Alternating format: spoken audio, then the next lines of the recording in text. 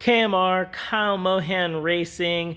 I'm checking out my SEMA built twin turbo 13B FD3S RX7. I built this car a few years ago, and we've had it kind of hidden here in the shop.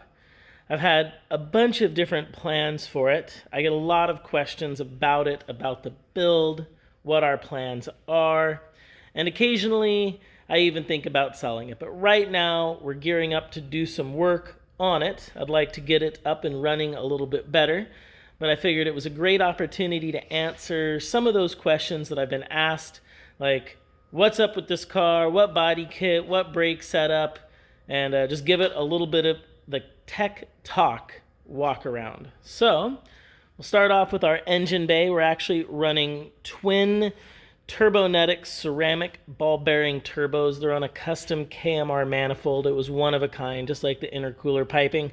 And really the goal here was that it was a show SEMA build. So the twin T3 turbos are probably a little big for what the 1.3 liter is, but man, does it sound and look cool. I don't know of many other cars built like this with 13Bs. The packaging was a little bit difficult as they are oil fed and water cooled, and we ended up going with hard lines for most of our boost control with twin wastegates, and we wanted it all under the hood. I didn't want this particular build with turbos out the hood, just was the style I was going for with this build. So we ended up getting it all squeezed in there. Works out really cool, and then we merged the intercooler pipe. So although it's twin, they're almost functioning more like a single as that boost is merged and then ran in through the intercooler. We also got rid of the power steering, so it's just a manual rack setup right now, and went to an electric water pump. So that allowed us to really clean up a lot of this engine bay setup. And we went to a side mount alternator bracket as well.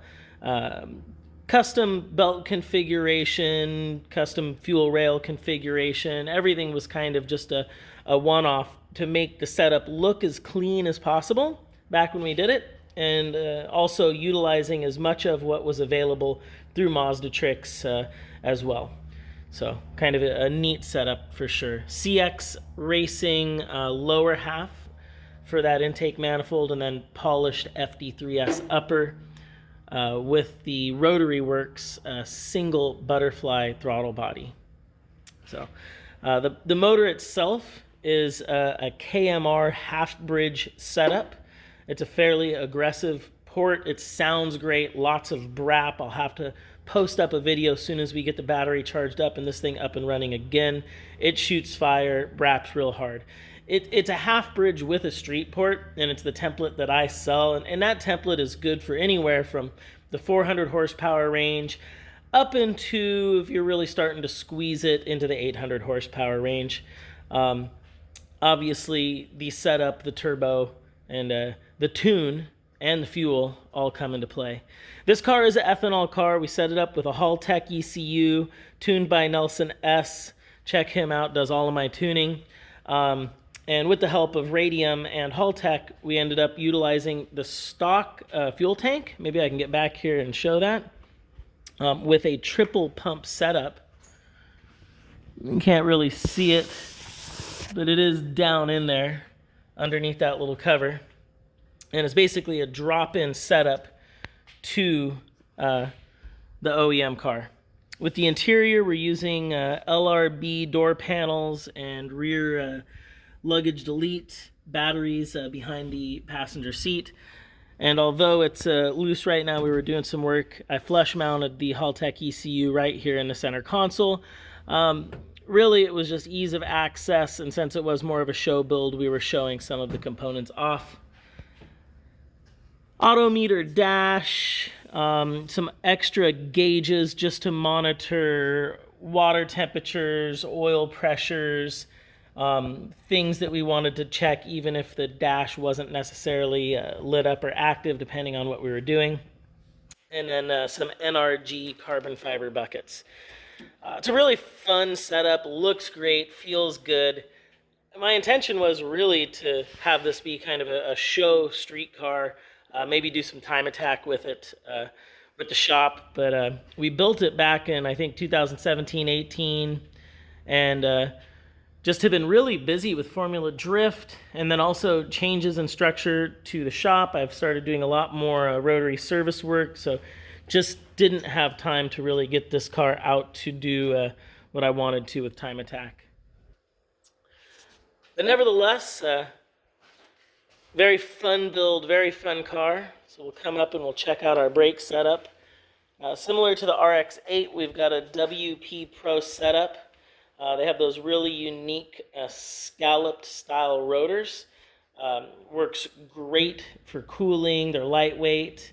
And they've also got a specific, I believe it's a cryo or heat treatment. So they're really good when it comes to absorbing high temperatures, abuse, whether it be time attack, road race, hill climb, drift. For a while we were importing WP Pro. I can still get it. We're just not stocking it on the shelves anymore. But they're still real cool company, good friends. Back around to the engine bay. So we're looking good. The body kit is a BN Sports body kit, and it's one of their newer, I believe it's the BLS kit. I really like it. It's pretty aggressive. And then the wing setup's actually a custom one we did here in-house. We utilized the BLS wing, and then our Magic lower half with some custom aluminum uprights, kind of inspired by Porsches and GT cars and JGTC cars. I think a lot of this bodywork was inspired via BN Sports because of those wild touring cars and sports cars that came around through the 90s and early 2000s. So I may be wrong, but I definitely think it looks like a stylized JGTC car or race car. So there's a little bit about this car.